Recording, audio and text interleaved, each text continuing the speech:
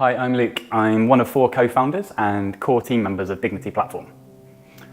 So the world is absolutely packed with incredible organisations and projects. Big charities, local community projects. They're doing incredible things, tackling food poverty, humanitarian aid, environmental issues.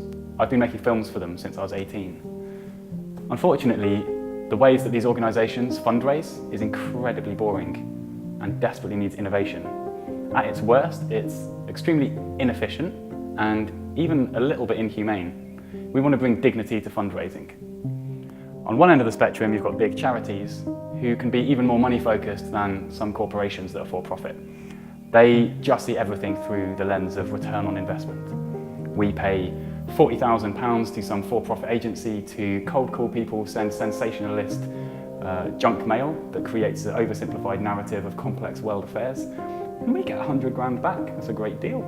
Except that it invokes something a little bit of a problem called charity fatigue. There's something that people who are generous, who are full of so much potential to give, feel a hunger for, even when they've given a bit of money and they get a call back saying, can you give more? They sign an e-petition and the next morning there's 10 new ones in their email inbox. On the other end of the spectrum is community projects.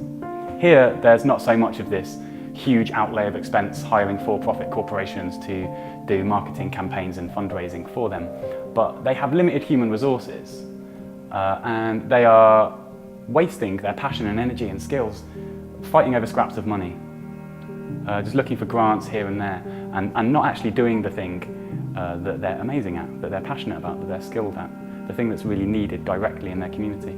So Dignity Platform is a project that seeks to transform the ways that we're invited to support the projects we're most inspired by.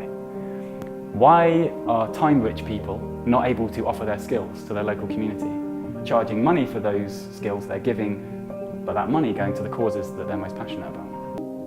Why are money-rich people not able to hire those time-rich people in their local community? I need your accountancy. I want your photography skills next Saturday.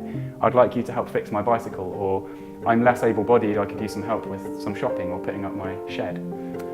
We're full of skills. There's so many ways that we can give, and we much prefer to give in this way. I don't want to be reduced to chucking a few quid into a charity bucket or setting up a direct debit. I'm bored of that. I want to move past that. I want to meet people in my neighbourhood. I want to have fun. I want to connect with people. I want to meet people. I want to see their face when I'm giving. And every time a service is given in a local community, the money is going to causes, not £2 or £3 a month, 50, 100 quid a day maybe, half a day, an hour here or there. People are meeting each other, they're developing skills and things that they enjoy doing, they're building networks. Through Support a Voice, we're creating an entirely new way on top of that for harnessing the collective intelligence of people who are passionate about causes as well. It's not money focused, it's ideas focused. We're harnessing that creativity, the energy, the insight from supporters. So although we don't ask for money from the charities or community projects that we're helping raise money for through Dignity Platform, what we do ask for from these causes is that they log on and they read through and respond to at least the most popular ideas that are coming from their supporters and implementing the most insightful ones. And this is an educational process. Not all supporters will want to do it, a lot of them will. And it will invite people who are passionate about what you do to feel like more than just a wallet. They're going to become part of the solution. And this is how we're going to build the future of giving to the most deserving, most important organisations that are building a thriving future for people and the planet. And it's not just white, middle-class millennials that we're interested in being part of this community of giving that feels fun, effective and neighbourly. This is a project for everybody.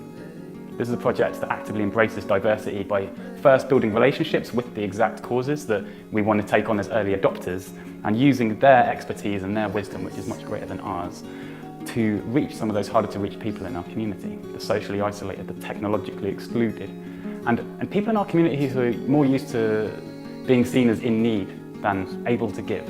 People who may have mental or physical challenges or for whatever reason are perceived as, oh, you need help rather than you can give it.